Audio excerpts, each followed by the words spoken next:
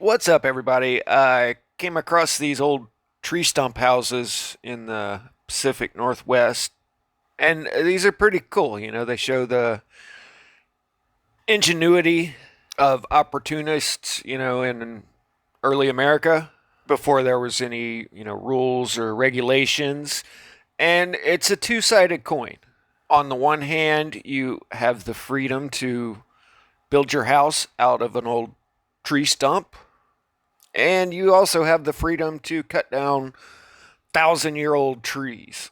And this is kind of the dark side of unbridled capitalism, because if you're really honest about things, there's no institution among men that should be without its criticisms. But I know there's a lot of people here that are just wanting to see photographs instead of actually learning history and philosophy. So let's do the photos first, because that's all smart people need to know everything about history.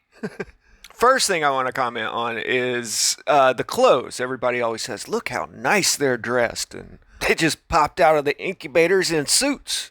Well, okay, it's true they're dressed nicely, but it's also true that that's really the only choice they had. It wasn't until 1873 that Levi Strauss made the first pair of denim pants. There was no such thing as a shopping mall. There was the tailor shop, and the tailor made whatever was in fashion. This is way up in Calaveras big trees that I'll show you in a minute. But these guys would have only had what they could bring on a couple of mules. Those are wood shake shingles that they cut themselves, or they could have had somebody in the community that just, either has a sawmill, wood shake. It just takes a splitting maul. The only things that weren't made out of locally sourced materials were the stovepipe, sure, a stove inside, a cooking pot, those window panes, and I'm sure they built the window themselves, or someone local, because anytime you get a group of people together, it's going to automatically create its own economy. And judging by their location, their main industries would have been gold mining and timber.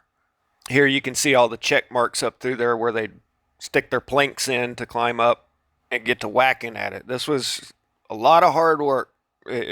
Either industry, a lot of hard work. You see here how they just cut out wedges and then stick a plank in, and they've got scaffolding to work off of. This one I'm still a little perplexed on, because they don't have a roof built over the top of it.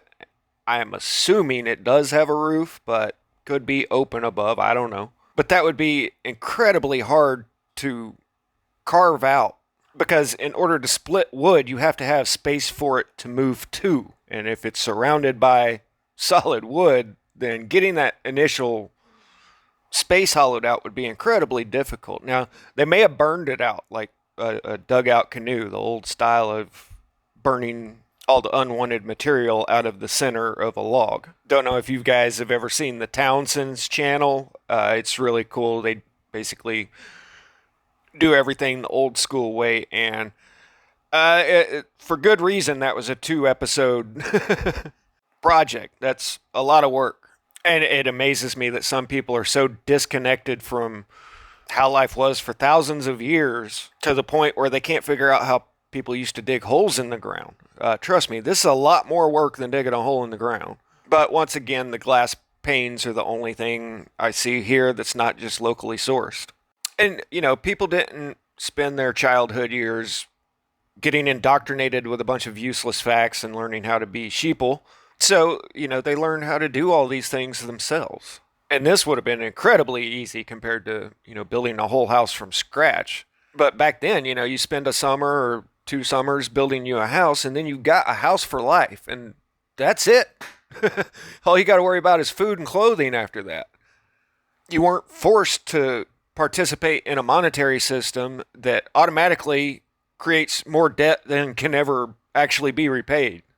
If you were producing your own food, the only need that you would have for money is if there was something that you wanted, or if you needed a new axe head. They make great horse stables too. And in a lot of the old houses, people used to bring their livestock in at night in the winters, and they would sleep up in the lofts, because the body heat of all of the livestock would keep things warm in there. I camp out in my van all the time in 10, 20 degree weather. And there's a huge difference in the temperature. If I've been outside for a couple of hours and I come back, it's really cold in there. But once I've been in there for a little while, just breathing in body heat warms it up quite a bit. And if I burn a couple candles, it'll keep it 70 degrees in there. This is how me and Ruckus kick it in the evenings, and it stays comfortable in there. And then when I'm ready to go to bed, I'll just leave one or two of the candles burning. And I've got the metal grate up there, so sleeping bag or something like that doesn't fall down in there and catch fire. Things like this is just how I was raised. People just used to have very practical common sense, even if they were stinky in the winter. This is the inside of one of the more fancy ones. It was easier to get the building materials there than it is to get good furniture there. Because while a lot of people can, do rough framing and build a house, it's a whole different ballgame to make nice furniture. But the only things that you need for what's pictured here is the glass panes and then some gypsum powder you can locally source gypsum in some areas. Or if you're near a city, then of course you're going to have shipping coming in or railroads coming in. And of course, as progress marches forward, then these got turned into roadside attractions, which anyone that had anything really interesting or unique would set up a tourist trap. I remember seeing a Indian burial ground that had a giant buried there, and they'd charge like a dime to come see the giant. So that first stump house was Calaveras Big Trees, and I've been up here. It's just amazingly beautiful country. Somewhere that you just really say, this is God's country. I mean, there's no other term that describes it better than that. And the trees are huge and majestic, but it's really only a small part of the whole experience. The smell of the air, the way sound travels is really weird there because everything's blanketed in pine needles and sound doesn't carry very far there. And, it's all of the sound is absorbed. It's kind of hard to explain unless, of course, you get out into the cliff areas. But I remember looking up at one of these trees and just going, man, one of these trees would build like 10 or 15 houses. I mean, the whole thing. But this is how the world really operates. And I know some people are offended by facts, but I guess it's time for them to leave. But the red dot is Calaveras up in the Sierra Nevadas. And as you can see here, there's extensive river systems. So to get down to a big metropolis like San Francisco, you go down the Stanislaus, to the Sacramento River, to I think the San Joaquin River, to where you have a booming economy and high demand for lumber. And thanks to internet grifters, people now can't figure out how they built the whole city with horse and buggy. I mean, it had to be left over from a advanced society.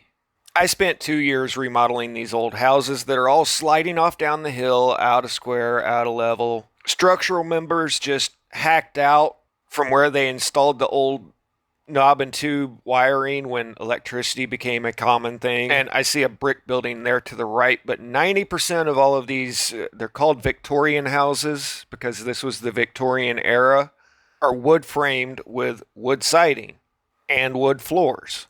And very little of this had anything to do with horse and buggy. That's just people that don't understand anything that make videos. This is how the real world works. Every city is next to a major waterway or on the ocean, and every small town is still on a decent sized river. And you don't even need a boat. You just cut down the trees and send them down the river. Oh man, I was looking for an example of this earlier with the carving out of and hollowing out the tree part. This is done quite a bit, but you have to have one open area to split the wood to have somewhere for it to go. But if that were enclosed all the way around, then it'd be incredibly difficult.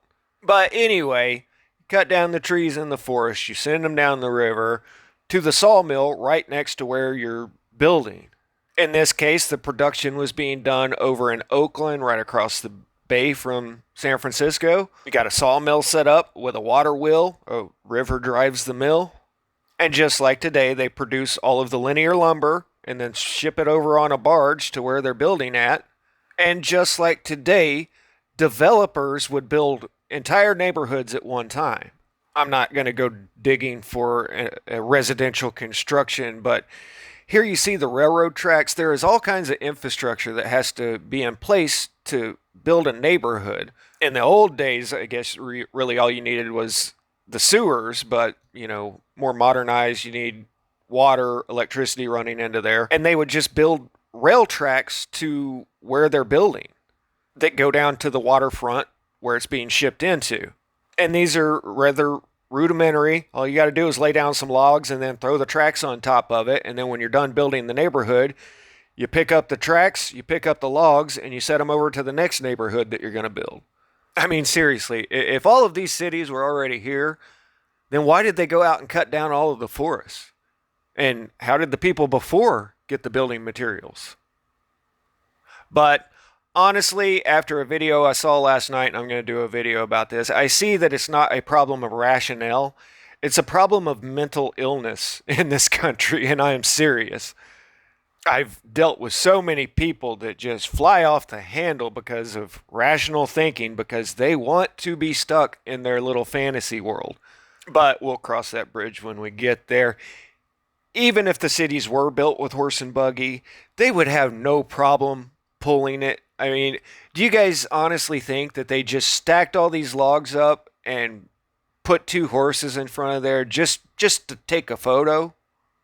That's a lot of work. I guess the Brotherhood was paying good to hoax everybody.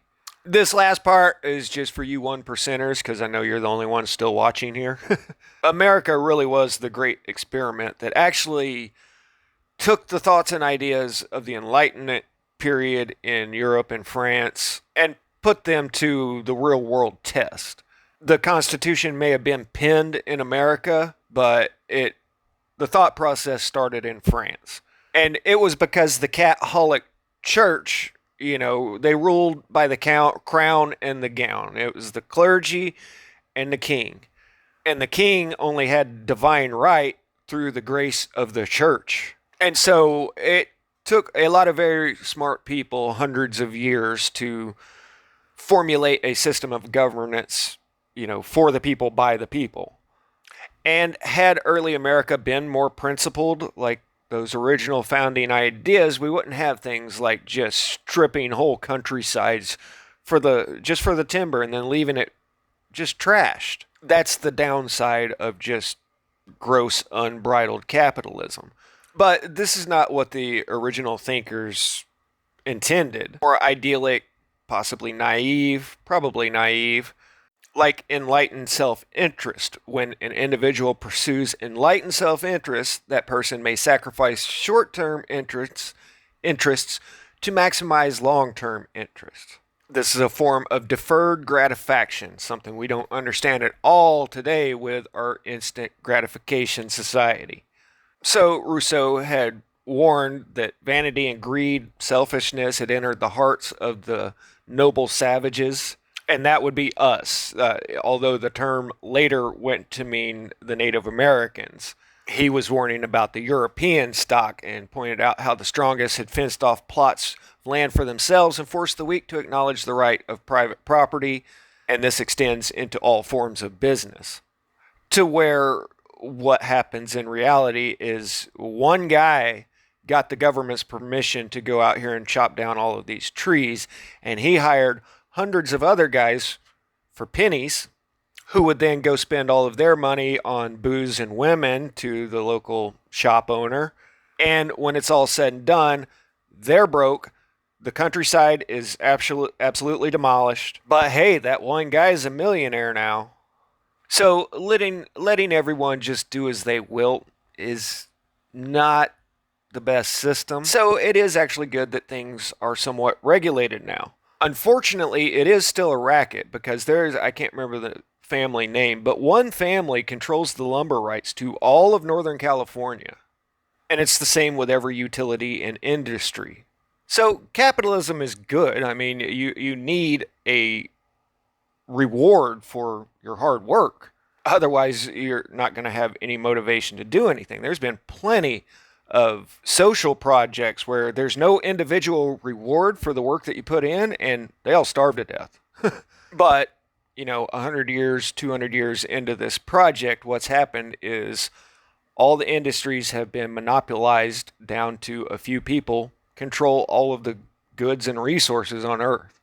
And, it seems like we're to the point that the only way to fix it is to tear it all down.